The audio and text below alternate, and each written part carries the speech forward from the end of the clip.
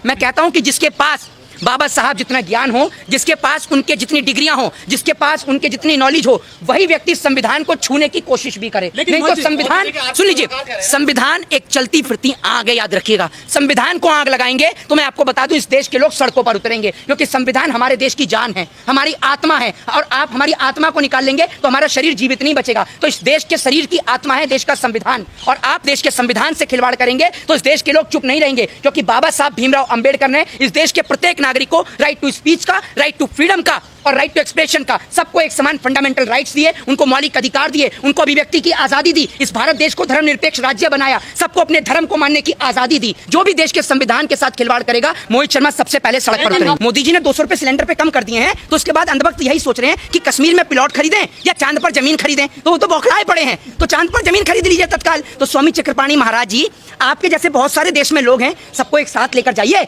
और हिंदू राष्ट्र तत्काल बनाइए। पता चला वहां पर भी कोई खबर निकल गई तो दिक्कत हो जाएगी। बाबा साहब के बनाए संविधान पे लगातार प्रहार हो रहा है, वो संविधान जिसने देश के अंदर रहने वाले देश के प्रत्येक नागरिक को एक समान हक और अधिकार दिए, आज उन बाबा साहब के संविधान के ऊपर प्रहार हो रहा है। राइट टू स्पीच और राइट टू फ्रीडम हो, या फिर आईपीसी लेकर आने वाले, सीआरपीसी लेकर आने वाले, आईपीसी जिसे इंडियन पैनल कोड यानी भारतीय दंड संहिता कहा जाता था, आज उसका नाम बदलकर भारतीय न्याय संहिता कर दिया गया है। क्या आपको लगता है कि भारतीय न्याय संहिता जो उसका नाम रखा है, दंड तो मिलता था लेकिन न्याय नहीं मिलता है? कि जिस चंद्रयान की आप बात कर रहे हैं, उस चंद्रयान का लॉन्चिंग पैड बनाने वाली कंपनी के जो लोग हैं, उनको 17 महीने से वेतन नहीं मिला। देश के प्रधानमंत्री जी किस मुंह से इसरो को बधाई देते हैं? जरा ये बताइए ना आप मुझे। 17 महीने से जो उनकी जो पेंडिंग है, जो उनकी तनख्वाह, वो दे दीजिए, उसके बाद आप उसको शिव शक्ति पॉइंट घोषित कर दिया है मोदी सरकार ने। देखिए, बिल्कुल आप कुछ भी घोषित कर सकते हैं, आप स्वतंत्र भारत के स्वतंत्र नागरिक है। देश की सरकार के पास लोकसभा, राज्यसभा, हर जगह बहुमत है, हर चीज अपनी। आप ये कहते हैं ना कि एक बेलगाम घोड़ा होता है ना, वही बेलगाम घोड़े के साथ बीजेपी भाग रही है। सिलेंडर पे 200 रुपए घटाए, मीडिया का तो काम क्या है ना, मीडिया का बस नहीं चल रहा।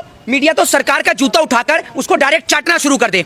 मीडिया की हालत तो इस वक्त इतनी खराब है कि बस नहीं चल रहा कि मोदी जी जूता उतार के रखें और उनको बोल दें कि पॉलिश करने की जरूरत नहीं है, हम चाट के साफ कर देंगे। इतनी गंदी हालत हो चुकी है मीडिया की। तो दूसरी बात ये कि जब मीडिया के अंदर जब 200 रुपए सिलेंडर के दाम घटाए गए तो पूरे देश में इंटरव्यूज की लाइन टू लाइन लग गई मीडिया के अंदर। लेकिन जब इस देश के अंदर सिलेंडर पर 700 रुपए बढ़ाए गए, तब एक भी मुख्यमंत्री का इंटरव्यू नहीं, और 200 रुपए कम किए गए तो 6 स्टेट के मुख्यमंत्रियों का इंटरव्यू लिया जाता है। एक बात मुझे बताइए, ये मीडिया जिसको आप मीडिया समझते हैं ना, ये डेमोक्रेसी का 4th पिलर था, और मुझे ये कहीं से नहीं लगता कि डेमोक्रेसी का 4th पिलर है। ये 4th पिलर आज की डेट में पैसे का गुलाम हो चुका है, और मैं तो ये सोचता हूं कि घर जाके अपने बच्चों से भी कैसे नजरिए मिला पाते होंगे। देश के प्रधानमंत्री जी एक नया बिल लेकर आए हैं, जिसके लिए संसद का स्पेशल सत्र बुलाया जा रहा है। आपको पता होगा कि जो कह रहे हैं कि एक ही चुनाव होगा, आपको पता ही है। तो जो देश के प्रधानमंत्री जी वन नेशन वन इलेक्शन का जो प्रस्ताव लेकर आए हैं, तो मैं कहता हूं कि इसकी शुरुआत सबसे पहले उत्तर प्रदेश के अंदर करी जाए। उत्तर प्रदेश के अंदर राष्ट्रपति शासन लगाया जाए, और वन नेशन और वन इलेक्शन के तहत उत्तर प्रदेश की, हाँ, तो स्वागत किया तो योगी जी खुद ही इस्तीफा दे दे फिर जाकर राष्ट्रपति के हाथ में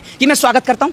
उसके बाद में जहां जहां बीजेपी की सरकार बनी है, वहां से स्वागत करवाइए ना, वहां से करवाइए। दूसरी बात ये, इसको लाने का उद्देश्य भाजपा का एकमात्र ये है कि भारतीय जनता पार्टी पूरी तरीके से समझ चुकी है कि जितने भी राज्यों में चुनाव हैं, चाहे फिर वो आपका मध्य प्रदेश हो, चाहे वो राजस्थान हो, छत्तीसगढ़ हो या उड़ीसा हो, भाजपा की जमानत वहां जब्त होने वाली है। इसलिए भारतीय जनता पार्टी के नेता ये समझ चुके हैं कि अगर हम विधानसभा का चुनाव हार गए तो लोकसभा में हमें वोट कौन देगा और किस लिए देगा। इसलिए भारतीय जनता पार्टी ये सब लेकर आने वाली है। भारतीय जनता पार्टी इस देश के अंदर, लोग क्या होता है ना, ये देश में पहले बैलगाड़ियां चला करती थी, लोग बैलगाड़ी से मोटरसाइकिल पर आए और मोटरसाइकिल से 4 व्हीलर पर आए, लेकिन भाजपा यानी भारतीय जनता पार्टी लोगों को वापस से बैलगाड़ी पर लाकर खड़ा कर दिया, और उसके बाद में जो प्रक्रिया हमारे देश में पहले थी उसको वापस से ला रही है। ये प्रक्रिया हमारे देश में पहले थी, कोई फर्स्ट टाइम नहीं है, पहले हमारे देश में थी, लेकिन इसका समापन कर दिया गया था। दूसरी बात ये, हमारे कॉन्स्टिट्यूशन में, भारतीय संविधान में इसका प्रावधान है, बिल्कुल है, लेकिन जिस तरीके से भारतीय संविधान पर, मैं भाई आपको बता रहा हूँ, भारतीय जो संविधान बदलने की औकात रखते हैं, मैं उनसे पूछता हूँ क्या उनके पास बाबा साहब की जितनी डिग्रियां हैं,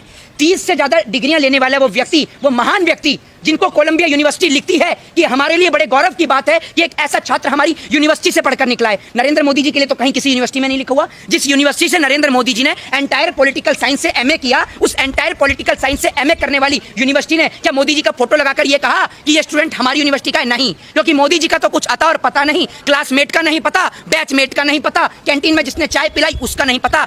देश, मोदी जी ने कहा कि मैंने चाय बेची, चाय बेचते हुए किसी ने नहीं देखा, लेकिन देश बेचते पूरा देश देख रहा है, लेकिन सब चुप और मौन है। मैं कहता हूं कि जिसके पास बाबा साहब जितना ज्ञान हो, जिसके पास उनके जितनी डिग्रियां हो, जिसके पास उनके जितनी नॉलेज हो, वही व्यक्ति संविधान को छूने की कोशिश भी करे। नहीं तो संविधान, सुन लीजिए, संविधान एक चलती फिरती आग है, याद रखिएगा। संविधान को आग लगाएंगे तो मैं आपको बता दूं इस देश के लोग सड़कों पर उतरेंगे, क्योंकि संविधान हमारे देश की जान है, हमारी आत्मा है। और आप हमारी आत्मा को निकाल लेंगे तो हमारा शरीर जीवित नहीं बचेगा। तो इस देश के शरीर की आत्मा है देश का संविधान, और आप देश के संविधान से खिलवाड़ करेंगे तो इस देश के लोग चुप नहीं रहेंगे, क्योंकि बाबा साहब भीमराव अंबेडकर ने इस देश के प्रत्येक नागरिक को राइट टू स्पीच का, राइट टू फ्रीडम का और राइट टू एक्सप्रेशन का, सबको एक समान फंडामेंटल राइट्स दिए, उनको मौलिक अधिकार दिए, उनको अभिव्यक्ति की आजादी दी, इस भारत देश को धर्मनिरपेक्ष राज्य बनाया, सबको अपने धर्म को मानने की आजादी दी। लेकिन आज जिस तरीके से धर्म के नाम पर लोगों को बांटा जा रहा है और धर्म के नाम पर देश को तोड़ा जा रहा है, तो आपको एक बात बोलना चाहता हूं कि जिस भी व्यक्ति ने इस देश के अंदर धर्म के नाम पर देश को तोड़ने की कोशिश करी है, या तो वो कब्रिस्तान में कब्र के अंदर दफने पड़े हैं या फिर शमशान के अंदर जले पड़े हैं, चाहे वो अंग्रेज हो, चाहे फिर वो देश के तोड़ने वाले कोई भी व्यक्ति हो।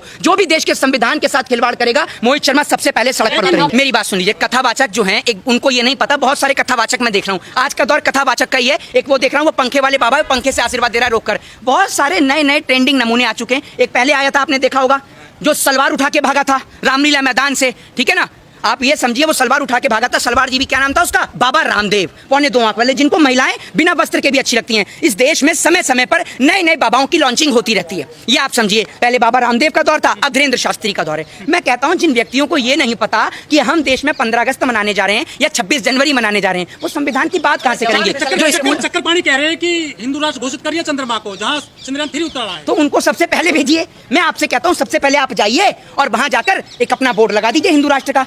200 रुपए कम भी हो गए हैं, मोदी जी ने 200 रुपए सिलेंडर पे कम कर दिए हैं। तो उसके बाद अंधभक्त यही सोच रहे हैं कि कश्मीर में प्लॉट खरीदें या चांद पर जमीन खरीदें, तो वो तो बौखलाए पड़े हैं, तो चांद पर जमीन खरीद लीजिए तत्काल। तो स्वामी चक्रपाणी महाराज जी, आपके जैसे बहुत सारे देश में लोग हैं, सबको एक साथ लेकर जाइए और हिंदू राष्ट्र तत्काल बनाइए। पता चला वहां पर भी कोई कब्र निकल गई तो दिक्कत हो जाएगी, इसलिए वहां जाइए और तत्काल हिंदू राष्ट्र बनाइए, क्योंकि वहां का टेम्परेचर 70 डिग्री है और 70 डिग्री में ह्यूमन बॉडी नहीं रह सकती। लेकिन ये लोग तो नमूने हैं, अजूबे हैं, ठीक है ना, कि देश के अंदर नफरत फैलाने वाले लोगों को और हर चीज को हिंदू और मुसलमान से जोड़ने वाले लोगों को चंद्रमा पे ही सबसे पहले भेज देना चाहिए। कोई इनसे पूछे कि आपका मानसिक संतुलन स्थिर है या नहीं है। चंद्रमा का टेम्परेचर 70 डिग्री का, ये मैं नहीं कहता हूं, ये विक्रम लैंडर कह रहा है। 70 डिग्री टेम्परेचर में क्या मानव रह सकता है, आप बताइए मुझे। मैं आपसे कहता हूं, आप पत्रकारिता करिए, कोई मदारी का सर्कस का खेल मत चलाइए, सरकार के मदारी मत बनिए कि सरकार के नेता क्या कहते हैं और लोग क्या कहते हैं, आप उनकी बात पे यकीन करने लगे। फिर उसके बाद में भारतीय जनता पार्टी के एक नेता कहते हैं कि अब चंद्रमा के बाद हमारी सूरज पर जाने की तैयारी है, जिसको लेकर सोशल मीडिया पे अंधभक्त ये लिख रहे हैं, उनको ये नहीं पता कि सूरज का तेज कितना है, उनको पता नहीं है इसके बारे में, तो वो उसमें अब अंधभक्त ये लिख रहे हैं कि हम सूरज पर रात में जाएंगे। ऐसी कौन सी जगह जहां रात को सूरज निकलता है, जरा इन सवालों का जवाब दें।